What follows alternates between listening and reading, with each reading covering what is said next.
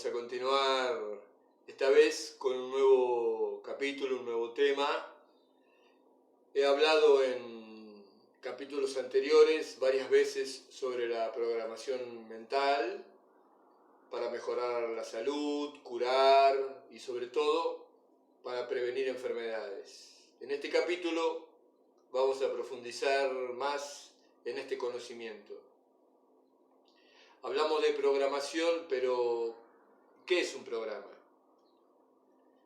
En informática, un programa es una secuencia de instrucciones u órdenes basadas en un lenguaje de programación para realizar una tarea en particular dentro de una computadora, obvio. Dicho de otra forma, es una secuencia de órdenes que le indican a una computadora qué hacer. Una computadora, a su vez, tiene un sistema operativo que es un paquete de programas que le permiten funcionar. Haciendo una analogía con el cerebro, considerándolo como una super biocomputadora, tiene, al igual que cada célula del cuerpo, una programación básica, un sistema operativo que ya le viene de fábrica y que le permite realizar sus funciones normales, automáticamente. La programación mental utiliza la capacidad del cerebro para procesar información, estableciendo programas útiles que uno desee o necesite. Esta es la clave de la programación mental. Utilizamos esa capacidad del cerebro que procesa la información y establece programas útiles y eficaces. O no, pueden ser negativos también, ojo. Además, cada célula de nuestro cuerpo tiene la capacidad de aprender y reprogramarse. Este es otro dato clave.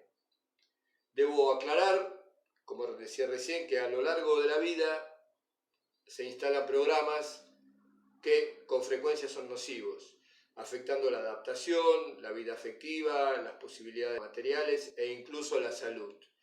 Estos programas negativos o parásitos, generalmente instalados en el subconsciente mediante las experiencias vividas, la educación y los medios de información, cada vez más poderosos. Estos programas pueden y deben ser desinstalados y reprogramados de una manera positiva, útil y eficaz. Y este es el objetivo del presente capítulo. Pero empecemos conociendo a nuestra supercomputadora, el cerebro. El cerebro es un órgano muy complejo, poseedor de una gran plasticidad y flexibilidad. Es el resultado de millones de años de evolución y diversas mutaciones. Un verdadero logro de la naturaleza, con una capacidad formidable para captar y emitir señales, traducir, codificar, almacenar datos, procesar información, proyectar imágenes y gestionar respuestas. Es un verdadero multifunción, el cual recién estamos aprendiendo a conocer. Está continuamente recibiendo información sensorial, analizando rápidamente estos datos y luego respondiendo, controlando así las acciones y funciones del cuerpo. El cerebro es un superprocesador, hecho de tejido vivo y por lo tanto consciente. Y aunque se conoce bien su anatomía, su fisiología y los efectos de las alteraciones en su estructura, la neurociencia apenas comienza a descubrir cómo funciona realmente y a nivel tecnológico, a pesar de los innegables avances, se está muy lejos aún de alcanzar su eficacia y capacidad de procesamiento. Mirando al cerebro desde arriba se puede ver claramente que está dividido en dos hemisferios, unidos por un cuerpo calloso. Estas dos mitades se hallan relacionadas con áreas muy diversas de actividad y funcionan de modo muy diferente, aunque complementario. Si bien cada hemisferio percibe la realidad a su manera, ambos utilizan modos cognitivos superiores y están diseñados para trabajar juntos, aunque en la cultura moderna hay un claro predominio del cerebro izquierdo. La parte externa de los hemisferios cerebrales, constituida por sustancia gris, es la corteza cerebral o neocórtex.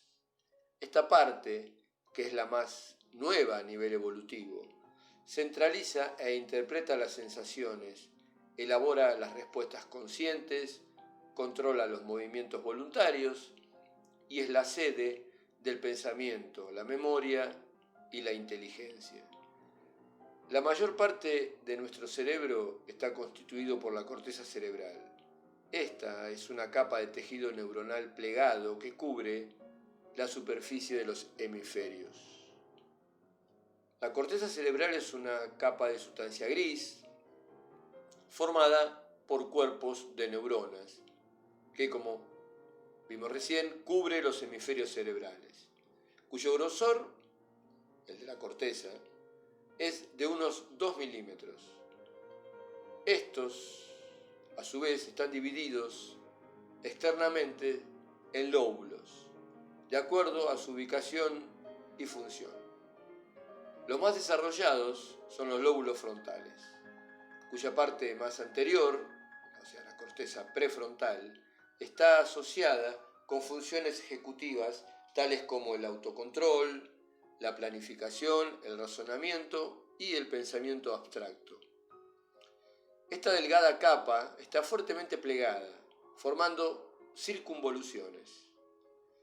Si la extendiéramos, veríamos que ocupa unos 2.500 centímetros cuadrados, bastante amplio. Las circunvoluciones tienen crestas, que se llaman giros, y valles, que se llaman surcos. Algunos surcos son bastante pronunciados y largos, y se usan como límites convenidos entre los lóbulos. O sea, cada hemisferio está dividido en lóbulos, de un lado, del otro. Lóbulo frontal, lóbulo parietal, lóbulo temporal, lóbulo occipital. La unidad anatómica y funcional del cerebro es la neurona. Se ha estimado que el cerebro humano contiene de 50 a 100.000 millones de ellas, al igual que las galaxias en el universo, de las cuales las neuronas, cerca de 10.000 millones, son células piramidales de la corteza. Estas células transmiten las señales a través de hasta 1.000 billones de conexiones sinápticas. Ya perdimos la cuenta, es un número enorme, pero es para significar la magnitud de las conexiones que tiene el cerebro y las redes neuronales entre sí. Cada neurona es un microprocesador, un chip, conectado en red, formando circuitos o redes neuronales que en conjunto constituyen el superordenador cerebral. En la corteza, estas redes neuronales, que se agrupan en columnas, se observan a simple vista como materia gris. Las neuronas de la corteza están dispuestas en 6 capas bastante diferenciadas. Las fibras nerviosas que nacen de ellas establecen múltiples conexiones entre las distintas capas y zonas, lo que permite que una señal que llega a la corteza se extienda y persista. Asimismo, los impulsos eferentes que nacen de un área determinada pueden llegar por las conexiones a otras áreas o a zonas cercanas de la primera, haciendo que continúe la actividad. El pensamiento consciente se encuentra entrelazado con la realidad. Pasa de una cosa a la otra de forma secuencial en un flujo que tiende a realimentarse. Pero solo puede ocuparse de una cosa a la vez, y el resto de las tareas quedan en modo automático, aunque pueden pasar a modo manual, es decir, volverse conscientes según se requiera. Muchas de las actividades cognitivas del cerebro pueden llevarse a cabo en ambos modos, manual y automático, o sea, consciente y no consciente. Por ejemplo, el procesamiento sensorial, el control del comportamiento, el aprendizaje, la memoria, la atención y otras funciones mentales superiores como la concentración y el foco, también el sueño, los movimientos oculares y algunas funciones viscerales, como la respiración, la micción, el sexo, etc. Estas actividades son el resultado del procesamiento en paralelo de la red neuronal multidimensional. Si bien podemos ver al cerebro como un superordenador biológico, ya que muchos de sus procesos son computacionales y siguen algoritmos, la experiencia subjetiva y otras cualidades de la conciencia no pueden ser explicados matemáticamente, de hecho, por ningún lenguaje. Las funciones cognitivas pueden realizarse de forma consciente o no consciente. ¿Y cuál es la diferencia entre ambos modos? Las ondas gamma. Entonces, la sincronía gamma. Cuando las funciones cognitivas son conscientes, van acompañadas por ondas de alta frecuencia conocidas como sincronía gamma. Las ondas gamma son un tipo de ondas, un patrón de ondas cerebrales asociadas con la percepción y el conocimiento.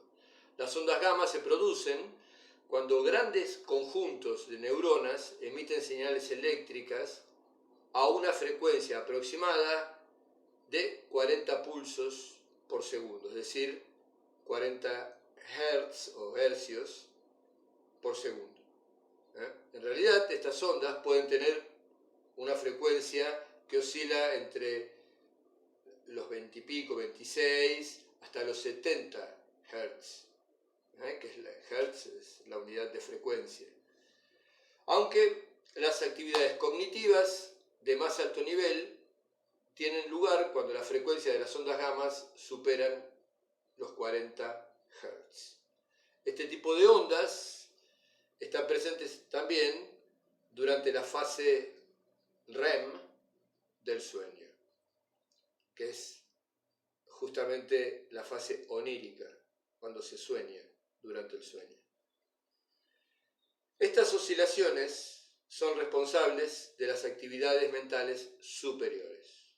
La percepción consciente, coherente y unificada se relaciona con periodos transitorios de pulsos sincrónicos de ondas gamma, en las cuales conjuntos completos de neuronas de diferentes partes del cerebro se activan de forma simultánea.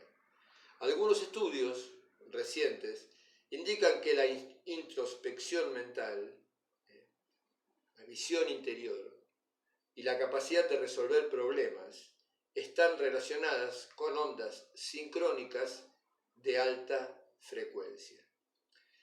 Vibraciones coherentes de diferentes orígenes, distribuidas por todo el cerebro y actuando simultáneamente, que armonizan y afinan como una orquesta sinfónica.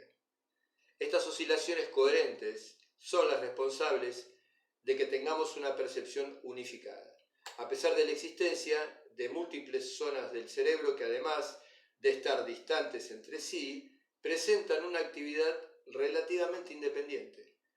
Es decir, el cerebro es capaz de procesar datos diferentes provenientes de fuentes diversas e integrarlos, permitiendo una respuesta unificada.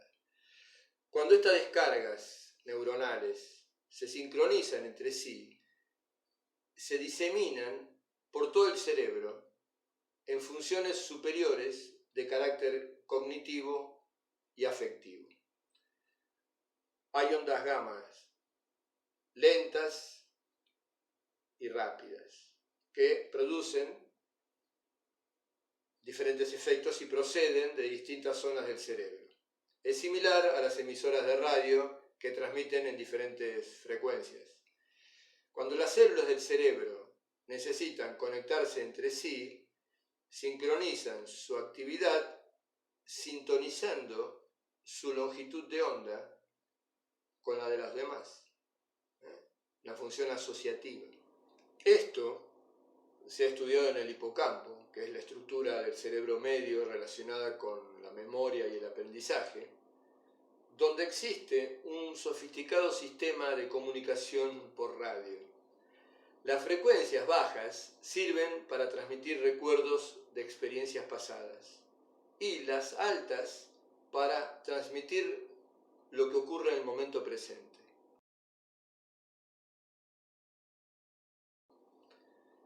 Este patrón de actividad es capaz de inducir modificaciones sinápticas, es decir, cambios estructurales y físicos duraderos en la forma en la que las neuronas se conectan entre sí. Todo acto cognitivo implica la coordinación de numerosas regiones neuronales. La coordinación se basa en la formación transitoria de grupos de neuronas que son sincronizados en sus fases. Sus ondas, es decir, suben y bajan sincrónicamente.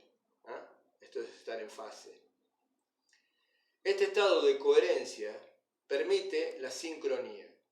A su vez, esta sincronía de fases genera la experiencia consciente unificada. Figúrense que las diferentes percepciones viajan a diferentes velocidades. La vista, es decir, la luz, el sonido, el oído, la percepción táctil. Sin embargo, tenemos una percepción unificada de lo que está pasando. Vemos, oímos, sentimos al mismo tiempo. Oímos el sonido, la voz. Sin embargo, se transcurren diferentes velocidades a diferente tiempo y es el cerebro el que unifica justamente esta actividad sincrónica mediante ondas de alta frecuencia. De acuerdo a las descripciones clásicas, el procesamiento de la información en el cerebro sigue caminos fijos, que incluyen principalmente al tálamo, al tronco encefálico, es decir, el tallo cerebral, y al neocórtex. Y esto a su vez interconecta con las diferentes estructuras del cerebro. Sin embargo, se han hecho estudios que demuestran que el funcionamiento cerebral es mucho más flexible. Por ejemplo, entre los miles de señales que recibe una célula del cerebro, esta, es decir, la neurona, puede decidir escuchar las de un tipo e ignorar las otras. Y esta selección que realiza cambia constantemente. Cuando se perturba la sincronía neuronal en el córtex prefrontal, se interrumpe la comunicación entre esta región y otras áreas cerebrales, alterando la percepción, los pensamientos y las emociones. La corteza cerebral está poblada por una gran variedad de neuronas. Sin embargo, estas comunidades de neuronas se pueden reunir en dos grandes grupos. Interneuronas, es decir, células de proyección intracortical, células de asociación, y células piramidales. Se llaman así dada su forma, su morfología, que son células de proyección a larga distancia, o sea, células de asociativas y células de proyección a distancia. Las neuronas de asociación hacen que los impulsos que llegan a la corteza duren un tiempo considerable y se extiendan a un gran número de neuronas. Así, una pequeña señal percibida por la corteza, el córtex, puede suscitar una actividad prolongada de las neuronas del área correspondiente y provocar una respuesta unificada. Esta es una explicación. Luego lo veremos más adelante, porque el cerebro en los niveles cuánticos maneja la información de una manera que no es clásica. Es decir, la manera clásica es pasado, presente, futuro, lineal. Sin embargo, hay evidencias que el cerebro maneja en los niveles subyacentes, ni niveles subatómicos, los niveles fundamentales donde el tiempo es unificado. No hay un concepto de pasado, presente o futuro. De manera que la información viaja en el tiempo en un sentido y en el otro. Esa es la manera en que puede mantener una información una cantidad de tiempo determinada para dar una percepción, una sensación unificada, una realidad unificada. La parte interna de los hemisferios está formada por sustancia blanca. Tenemos la corteza, la sustancia gris, y la parte interna, que es la sustancia blanca, que corresponde a las fibras nerviosas, los axones de conexión, los cuales sirven para poner en relación los diferentes centros cerebrales entre sí o con órganos efectores periféricos, músculos, glándulas, etc. Nuestro sistema nervioso está configurado por un gran número de fibras y haces que recorren todo el cuerpo. Nuestros sentidos, pensamientos y emociones están regidos por este sistema. También nuestra capacidad de movimiento. Son múltiples los haces, fibras que rigen este último, siendo especialmente relevantes para el movimiento voluntario las que forman parte del sistema piramidal, es decir, el sistema motor voluntario está regido por este sistema piramidal, llamado así porque la forma que tienen sus neuronas, ubicadas en la corteza motora. Ya lo hemos visto antes.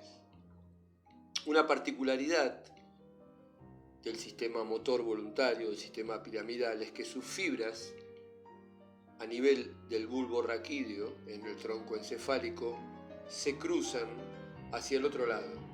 A este fenómeno se le llama decusación, y más específicamente, decusación de las pirámides.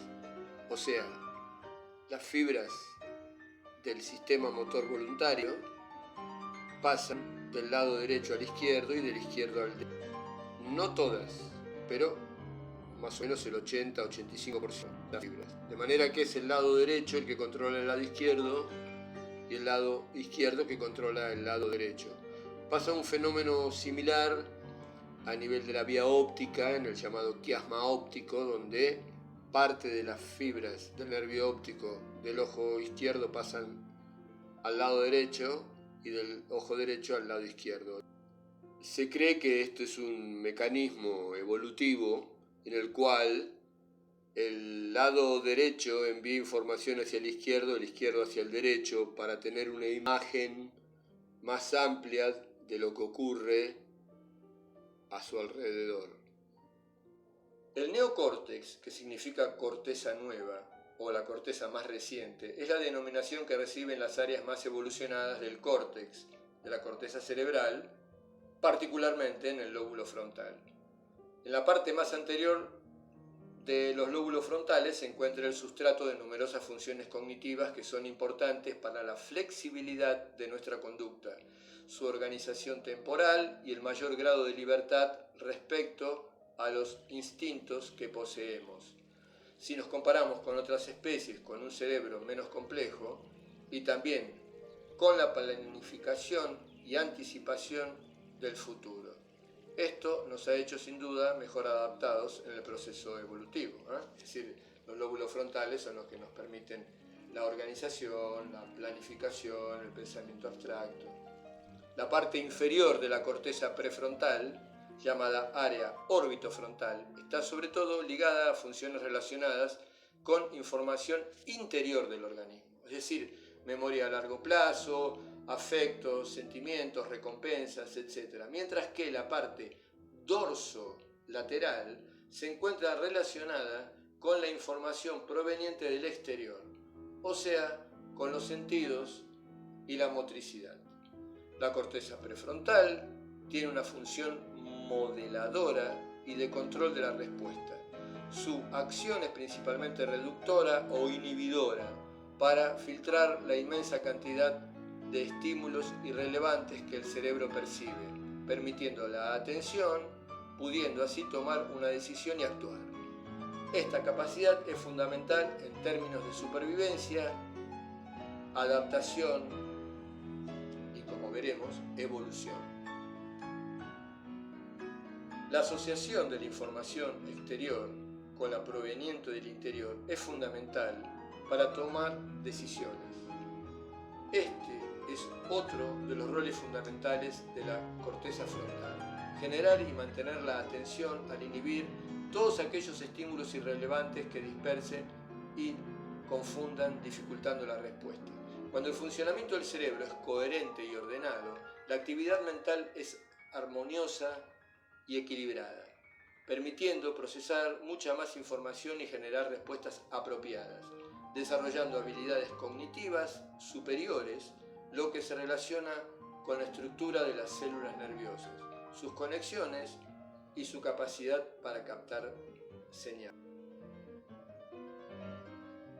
Vemos la importancia de mantener el orden y la coherencia a nivel cerebral de nuestros pensamientos, nuestras percepciones, nuestra actitud mental y espiritual.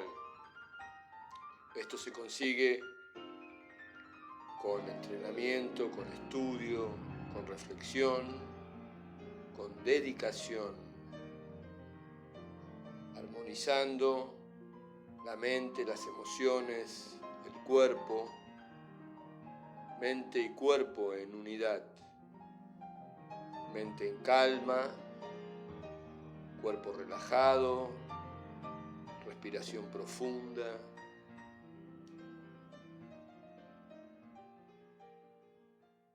Ok, espero, como siempre, que resulte de interés. Esta es la primera parte, el tema es extenso. En el próximo capítulo ya vamos a ver más precisamente las técnicas para programar, de cómo hacerlo de una manera metódica y eficaz. Como siempre, pueden expresar sus dudas si tienen, y si les interesa lo comparten, estúdienlo, aprendan. El conocimiento funciona como un espejo. Uno puede verse a sí mismo, aprender de sí mismo, explorarse, mejorar sus capacidades y con esto mejorar su salud, su calidad de vida y sus posibilidades. Ok, nos vemos la próxima. Chao.